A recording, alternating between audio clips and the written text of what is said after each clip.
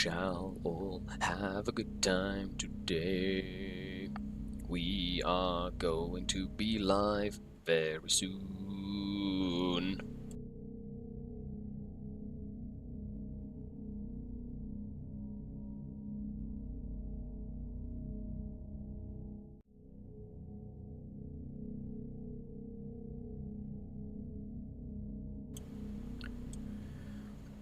And hello everyone, and welcome to the Monday show with me, Skari, your grateful host. This is an exciting show that I do every Monday for patrons. It's a bonus show, one of 2 videos I do for patrons every week. And I decided to do it for everyone today. It's the end of November. Gives you a little bit of a taste of the kind of stuff that we do behind the scenes. But it is a really fun time. You just saw on the screen the Incubi patron wall, which is all the cool patron rewards that Incubi get, where I send your selfie out to Hombre Radioactivo and he makes you an Incubi, which is pretty freaking cool, if you ask me. But today's show, or the Monday show, is a show where I get to answer your questions, or patron questions. Today, chat's going to be live, so make sure you post questions in chat if you have anything that you'd like to ask me, etc., etc. We go over the meta. A huge shout out to Jeremy from StatsCheck, who sends me a compilation of metadata and numbers. So we break down Warhammer 40,000 in the competitive scene in the Monday show as well.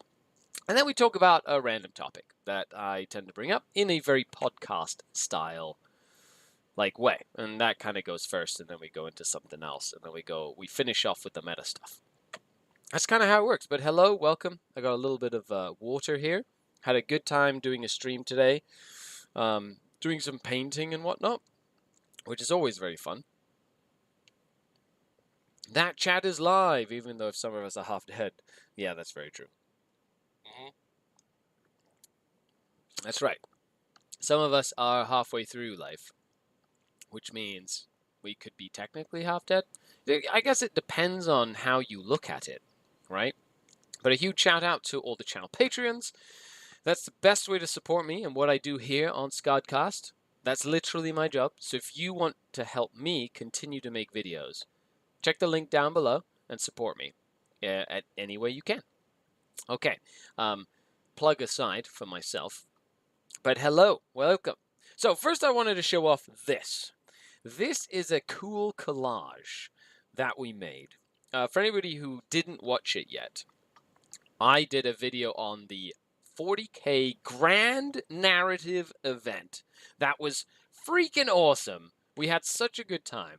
It was 200 people, over 200 people. We literally went to New Mexico, and Games Workshop put on a fantastic show where we had 3 factions fighting for supremacy of the Sabrine system, and of course the Interlopers, which was the faction I was a part of with Archon Skari's Drukari. We ended up winning the little campaign thing, so that was really cool. They divided us into what were called battle groups, which are like little condensed groups of 10 to 15 people. And I was in group Squig, which was the battle group 19, right? So battle group 19, the Squig. Now, it was an acronym that we all essentially made something different. For me, it was Space Quest United Intergalactic Group or something like that. For the orcs in our group, it was just Squig, like a Squig, like literally a Squig. For the Necrons, it meant something else. We had a Votan player in our group. The only Votan player out of 200 at the event that painted everything up for it, which is really, really cool. Okay, anyway. Let's dive into this. So what we did is we essentially had a little contest where throughout the course of the weekend, any character that we killed with shooting or close combat, we wanted to keep tabs on all the characters that we boom, assassinated. And so we ended up taking little snapshots of each one and then putting it up and literally in our little Discord that we had. We had Games Workshop set up a Discord for all the groups, and we were in our little group. And so throughout the course of the weekend, we just put the pictures up. And I compiled, these are not all of the ones that we took down, but they were the best pictures, and essentially compiled them all into a mega collage of "Don't mess with the squig." This is a grand number of characters that we ended up assassinating that weekend. And it is a giant poster, which is so fun. Anyway, that's a little random love thing that it was great. I love this. This kind of stuff is what makes Warhammer great. It's just doing little things like that drives your opponents absolute bonkers as well. Okay, so with that, let's dive into the patron questions. And thank you to everybody who put a question by and stuff like that. Let's get out of studio mode here, which is always fun. Where are you? So this would be this Meta Monday thing. Gone. And then the chat's good. The notepad. Boom. Let's get this notepad out here and make sure we're asking the right questions. Okay, so patrons get to submit questions. If you're in chat, feel free to throw in a question in this segment. I'll answer it. It can be pseudo elaborate or not elaborate at all, whatever it is that you'd like me to, work on or whatever, and we can kind of go through it, etc., etc., etc. Okay. So Matt Dugan asks, mostly Drukari questions for this week. That sounds good, Matt. Thank you for asking a question. So first, what shooting options do you think we have access to diversify away from pure combat? Fighting on death units feel difficult to overcome. Now, I have said this over the course of the last couple of weeks, but I do think creations of bile, Repentia that fight on death are some of the hardest units for us to deal with. Even little units as Ephraim that can just wipe out an entire of our units without really batting an eyelid. It's just like murder them dead. So the list that I have been sort of like pivoting to that has helped the most in this sort of situation has been my multiple small unit Drukari list that is based around lances, blasters, and funnily enough, phantasm grenade launchers. So for anybody who doesn't know much about Dark Eldar, phantasm grenade launchers are a weapon option that you can put on like unit sergeants or even on raiders or ravagers. And it's essentially a blast D3 gun that's 18-inch range. And for every hit, for every hit you do, you roll 2 dice. And if you roll over the target's leadership characteristic, you do a mortal wound. So each of these guns can do a potential 3 mortal wounds. And I've been combining this with Dark Creed, which is a coven. It has a 6-inch bubble around their coven units of -1 leadership, and Grizzly Trophies from Venoms, or vehicles, which is a 2-inch bubble of -2 leadership. So if you're within 6 inches, you're -1 leadership. If you're within 3 inches of one of these Venoms, you're -3 leadership. And so shooting-wise, I've had this combination of hard, like heavy-hitting, like blasters and dark lances, right? With a combination of the likelihood of doing mortal wounds. Now, it doesn't always happen. Sometimes you can modify leadership down to like 5, or 6 or 4 even, and still roll really low on 2d6, so you don't do any mortal wounds, and it happens. But I have found that supplements it very well. It goes through armor and invulnerable saves, right? The mortal wounds. So unless they have an ignore mortal wound mechanic, the damage that you do goes through. And that works really, really well into things like, possessed, right? Or things like that, or Abaddon, right? Like Abaddon, you just park a Venom nearby or whatever, make him leadership less than 10, and then you just try and take 3 wounds off him in the shooting phase. It means you can actually kill him as well. Hola, amigo Froy. How's it going? Nice to see you in chat. Thanks for coming to hang out. Christian White asks, I'm assuming in this vein, what about your lists with 4 Venoms and 2 Ravagers? That list is the Dark Technomancer list. I really like that list and the damage output it has. What I found was I was having a hard time dealing with armor contempt and knights.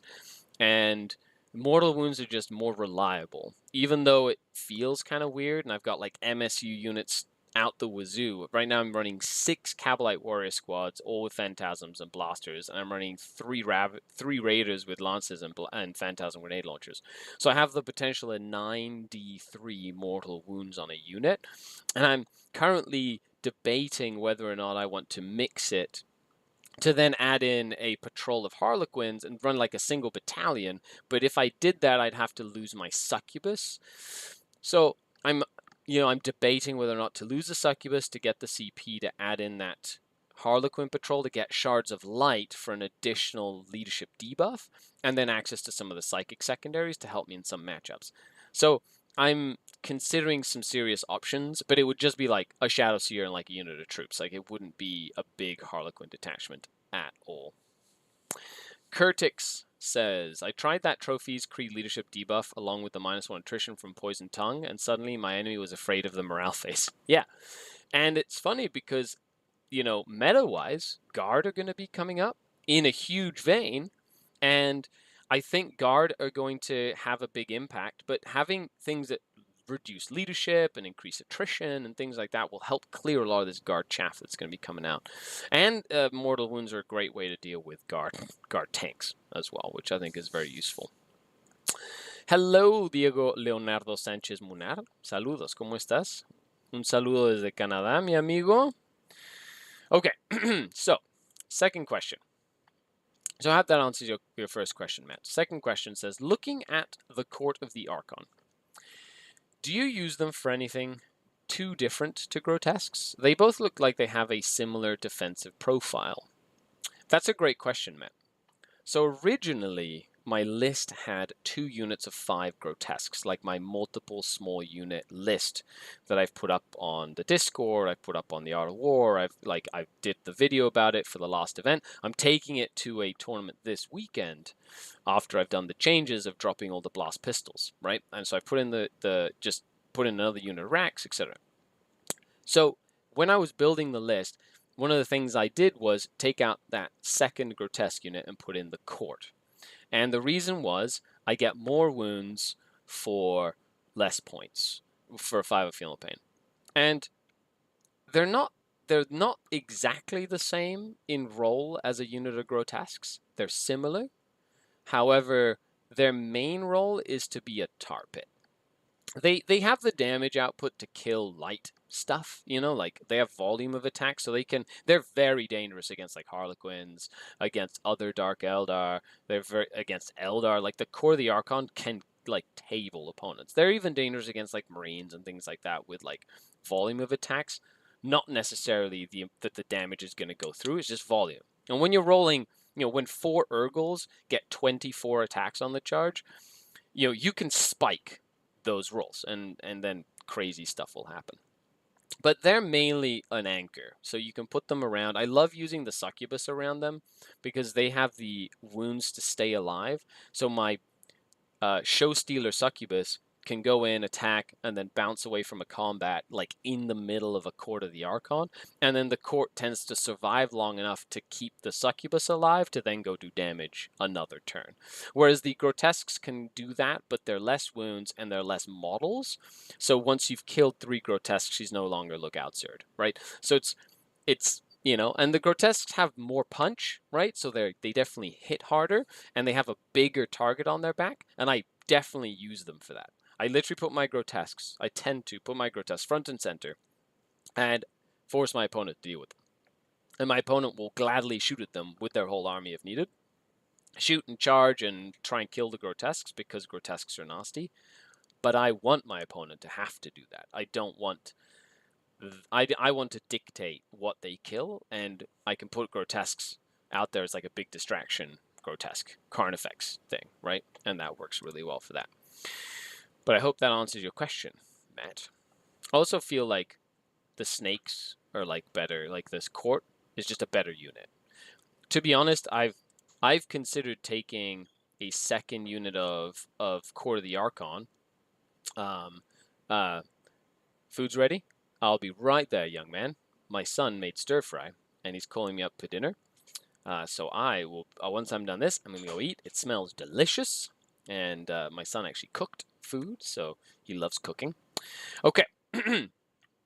So that is essentially that aspect. Hey, prankster, what's going on? The OG prankster, the one YouTube member. Thank you, prankster. I must say, I really appreciate that you're like the one YouTube member on my YouTube channel. You get a huge shout out, buddy. Thank you so much. Most difficult part of my day is pretending to work while actually cooking dinner. Yep, correct. Sneeple. I know, Prankster, you get access to all the videos even before the patrons sometimes. Because when I upload them to like members only. And then I end up having to change. Because then I go and do stuff for the day or whatever. And I come back a day later and I'm like, okay, I have to release it on Patreon and all that stuff. So it's kind of cool. Okay. What else? Yeah, that's my main thing there. So thank you for the question, Matt. Carl asks, what are Drukari's weakest matchups, and how would you go about teching for the matchups? So I've kind of gone through this, but I think that Dark Eldar or Drukari, the toughest matchups we have at the moment. Okay, tier list. This is a tier list of like matchups that we need help with. Like them kids say, the tier list. So an S tier, as in we're shit fucked. Pardon my language, everyone. I'd say it's like creations of bile. But we need to trade back and forth, and it like 30 possessed in creations of bile has proven to be one of the toughest nuts to crack. With like Disco Lord, Abaddon, Crazy Nurgle, Demon Prince, they have so many units and they hit so hard that you send in like a unit of incubi and then the incubi just die. And so that's sad because that just happens. So that'd be number one. Number two, I would want to say in A tier, as in I hope you have a B plan. Do you like my tier system? My tier system rocks. What would it be? I'd want to say Tyranids. Tyranids are definitely up there. They're close to Harlequins. Like Harlequins, Tyranids, they're not an easy matchup for Dark Eldar because Harlequins shoot very, very well and they have decent combat, but they're very fast, and I think that's the biggest thing. And then Tyranids have incredibly good stats, like their warriors, even just Kraken stuff, like Biovores and Zoanthropes, and like everything in a Tyranid army is incredibly dangerous. Like Venomthropes even. They're like crazy dangerous to a Dark Eldar army and will kill a lot more than you think. So that's just something to keep in mind with that. So I'd say that. And then like in the, B tier is in like, baby, don't be a baby, but you might lose sort of thing, is I think both types of knights and Tau, which is like a razor thin edge, because Tau either goes off and murders everything or you just kill them. And I think those are like the ones that I'd say. Yeah. Hey, USC Deadman, what's going on? Thanks for coming to say hi. Nicholas Sabo, snake people are the best. Drukari is so kind and wonderful to other races. Yes, with a grain of salt there. Because Dark Eldar are really great for everyone. But Carl, I hope... so how do I tech for it? Okay, so my current list is teched for that. So for the bile, I do a lot of mortal wounds. I have a lot of mortal wound output. I have a lot of smaller units. I have a lot of shooting. So I don't necessarily need to engage in combat with everything. I can shoot most stuff. And then at least whittle them down to a position where I can then target them effectively as well.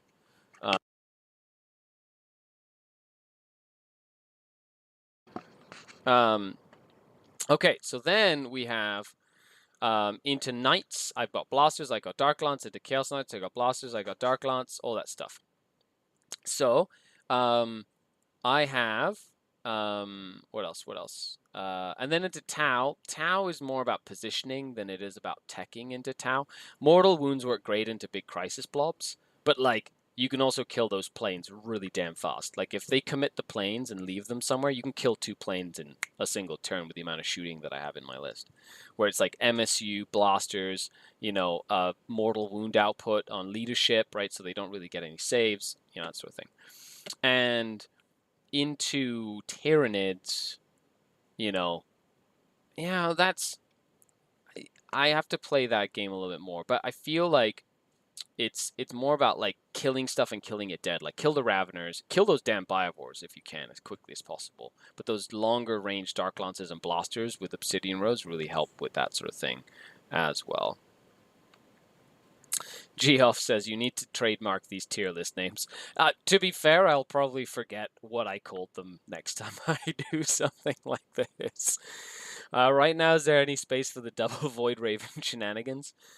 Sadly, I think the Void Raven is not going to be used very often for me at all. Like, I love it, it's fun, but it's inconsistent, and it's 350 points I can spend on, like, more units that do more stuff throughout the course of the game, right?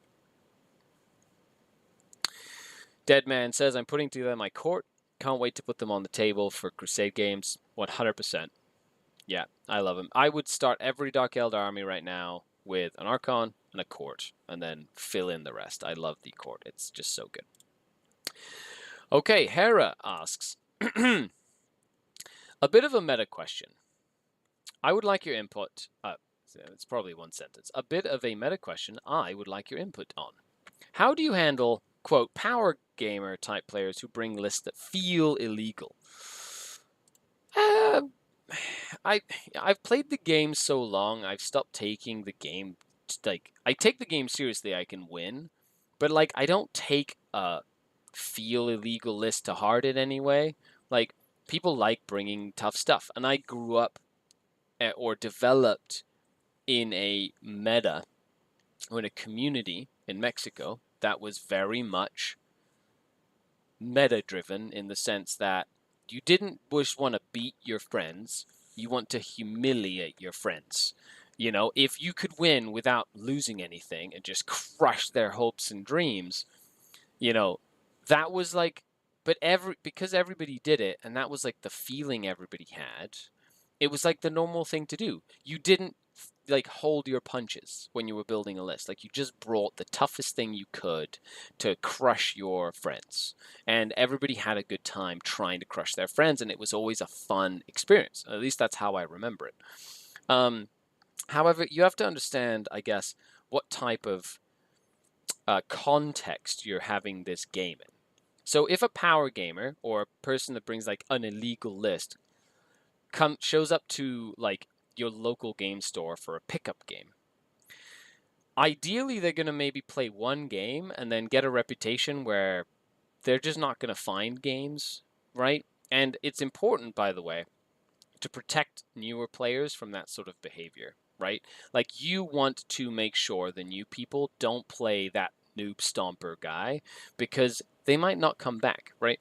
And it's not just to like, don't just protect them to baby them. Protect them to make sure that their first couple of experiences in the game are against someone who's fun, who understands the spirit of the game, right?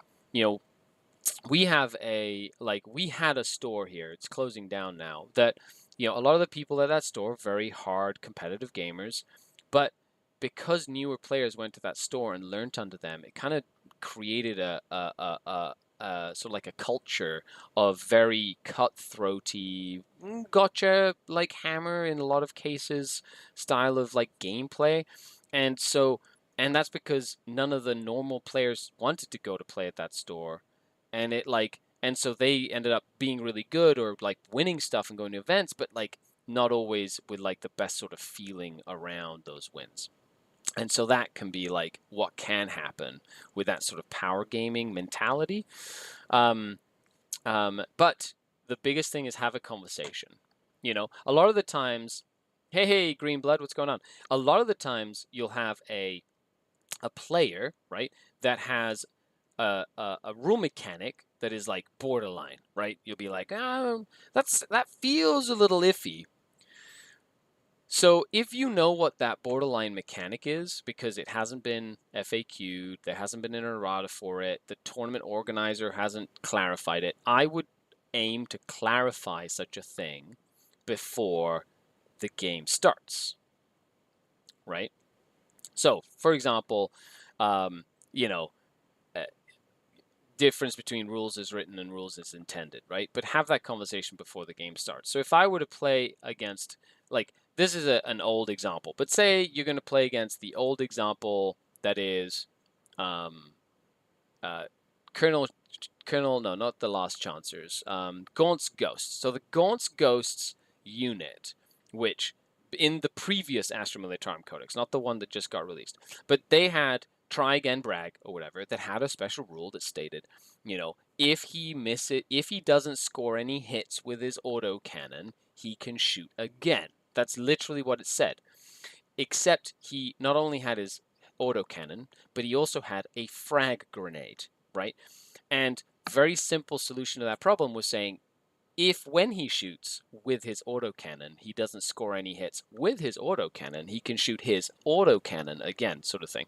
Whereas if you read it to the law of the rule, he would throw his grenade, D6 strength 3 shots, and then no matter how many hit, he hadn't hit with his autocannon, so he could shoot again, right? But then he could throw another grenade. So it was in this like terminal loop of throwing an infinite number of grenades, right? And some events allowed it. Were like, yes, you can throw an infinite number of grenades. And some events said, no, that's silly. It's clearly meant for when you shoot your autocannon, right? That's intended. So they would not let you do it. So if you go to an event or to a person and you see this person running this unit and you've heard of this mechanic, yeah, Try Again Brag was a great way of filtering out that guy, says StatCheck. 100%. Because people would try to say, yeah, I'm going to get an infinite number of hits, so statistically I'm just going to kill anything in the game with this guy. So then I could kill a knight with frag grenades. Well, that's fantastic, right? So, but me as a player, I love having, that sort of like discussion. Being like, okay, yeah, I don't mind. That's how we're playing it at this event. That's great. But you can roll it out every single time. I'm not going to go, oh, you infinitely shoot my knight, so my knight dies. The clock is going to go on you, and you can roll your number of hits, roll the hit, roll the wound, pass the clock to me, I'll roll my saves, take my wounds, pass the clock back to you, and you can do it again as many times as you would like, right? So you're either going to run out of time or you're going to kill the thing you wanted to kill, whatever it is. So it's just, all I'm saying, it's an easy way of saying, have a conversation with your opponent. If there's any sort of contentious sort of rulings or anything that doesn't seem right or doesn't seem in the right spirit, and if needed, bring in the TO, right? And that's kind of what I would do as well. Nicholas says, they don't tell you this, but the grenades in the armory are free. You can take them home. Gaunt has 458 grenades. Yes. Man, gotta get that ratio up. This one's for you being so entertaining, Skari. Hey, thank you. I really appreciate it, Stacks. Thanks a lot for coming out. This, of course, is a patron show a patron bonus show that I do every Monday. It's called the Monday Show. Today, I'm sharing it with all of you on the internet. So if you like the show, leave a comment, leave a like, share it with someone. If you want to see it every week, support me on Patreon, and you can be a part of this. Okay, Hera, thanks a lot for the question. And then we have Blightling. Blightling asks, what is your must-have unit in any Drukari list when building? Well, simple enough. Hatred Eternal Drazar has quickly become one of my favorites. Reroll hits and wounds, fight twice Drazar is incredible. And the second thing I really enjoy is my Court of the Archon. I think the Court of the Archon is amazing, and I wouldn't take a list without my Court of the Archon. So it goes something like Drazar, Court of the Archon, which then means you need an Archon to take that. So Drazar, fight Lost Archon with Jinblade, Court of the Archon. Those are like the three main pillars, and the fourth one would be Incubi, units of Incubi. At least 3 units of 5. Although I've been fiddling around with units of 6 incubi because I feel 6 is just enough to kill stuff. So we'll see. It's a grenade or grenades plural. Yeah, exactly. Reader on the Storm. Ain't no raiding party without Archon Skari. Greetings from Berlin. Yay, thank you, the Storm. Thanks for coming to say hello. I feel like a good way to deal with Drukari is a good way to deal with AdMech. Talking about snipers. Yeah, snipers, and like if you take hex rifles, that's pretty neat. You can kind of go in there. But thank you very much for your questions. Of course, patrons get to submit questions every week for the Monday show. So without further ado, let's dive in to some meta-analysis, shall we? So a huge shout out to StatsCheck, Jeremy from StatsCheck, for putting all this information together for me. Make sure you check them out on Patreon. Check their website out. They are a great group of individuals that are just absolutely crushing it with all the meta information for Warhammer 40,000 and other stuff. So make sure you check them out. But thank you so much, Jeremy, for sending this to me so I can share it with the world, break it down. It's one of my favorite things to look at. But here we have it. We've got the meta-analysis. The meta-analysis for today, which is always a fun time. Now, this, of course, is this weekend, I believe. And I love the way this is broken down because the way Jeremy gets this for me, or breaks it down for me, is that, we have the number of players in each faction. So it goes from number of people that were playing that faction this week, right? And it goes all the way down to the least amount of players.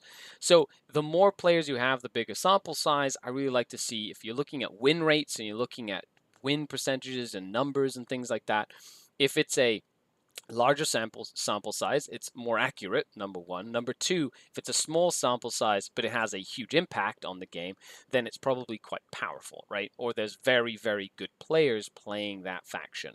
And so it's a good way to kind of break it down.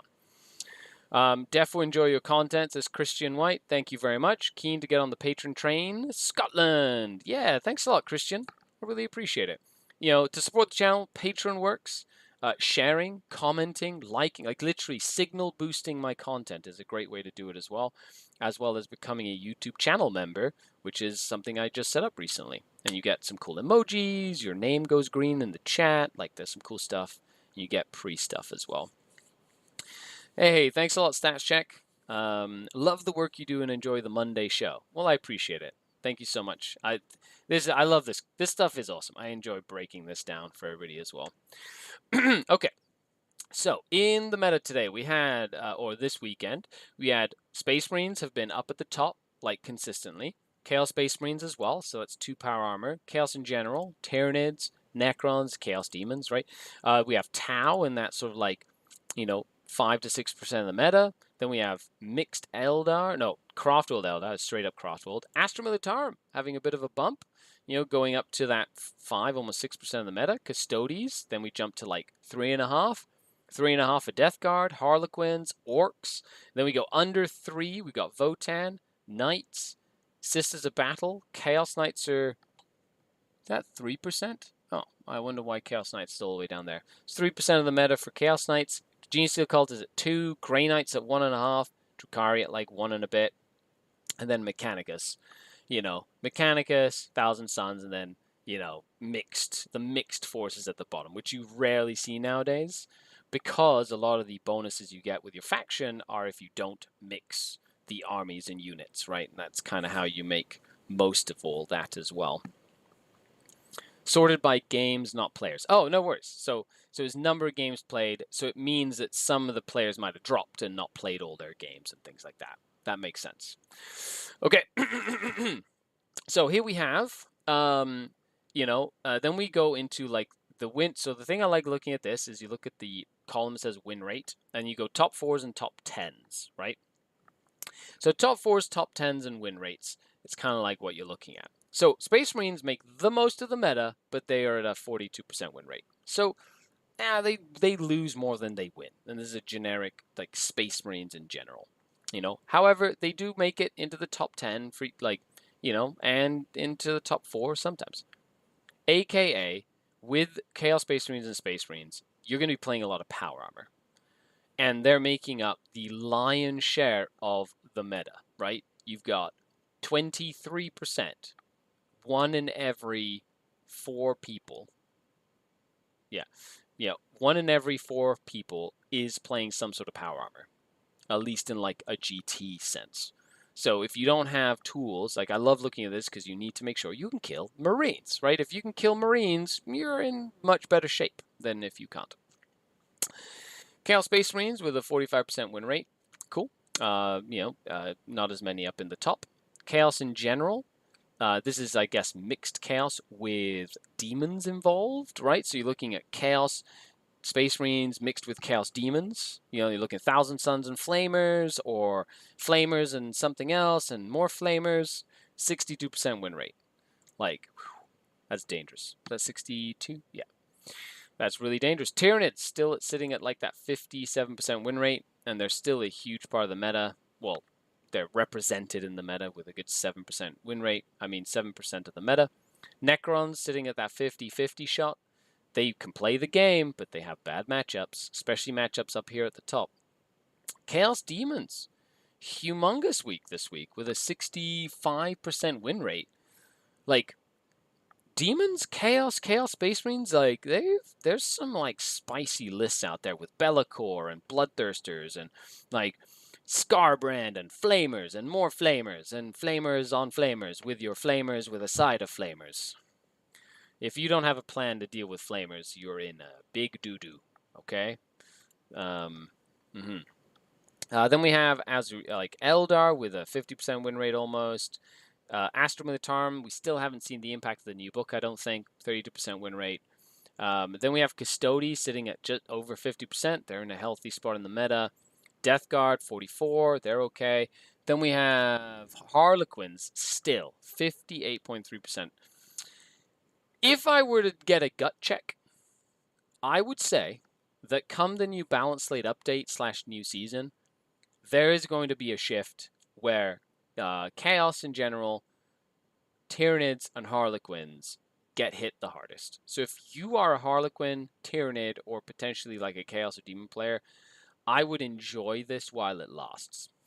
Because with these win rates, Games Workshop has a tendency of overreacting and over-nerfing stuff, and then getting like, and then it'll go from a 60% win rate to a 30. Just see what they did to Adeptus Mechanicus. They were like crushing the world, really happy about life, and then they dropped off the face of the planet.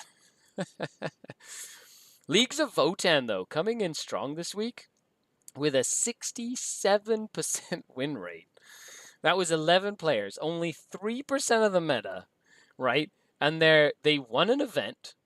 They in the top 4 and in the top 10, and a 67% win rate with an average point difference of 10 points. Like, they're not just winning; they're winning substantially, and with such a low sample size, Votan is in the house, folks. I think we're going to see that just shoot up on our route to LVO, where we're going to see Votan, like, everywhere. So, I don't know. If you don't like stumpy dwarves, you better have something in mind as a plan to deal with that, because they are not going anywhere. And as people get over that hobby lag and paint all of their fortresses, I can only imagine what's going to happen. It's going to be fantastic. Imperial Knights didn't have a crazy good week this week. Sisters didn't either. Chaos Knights didn't either. Wow, they oh no, never mind. Sorry, my apologies. 44, 55% win rate for Sisters. That's about right. High because their secondaries are so good. Chaos Knights, 40-some%. Genesteal Occult, sitting at that 53. It's like the same people are playing Genesteal Occult, and they're consistent. Consistent.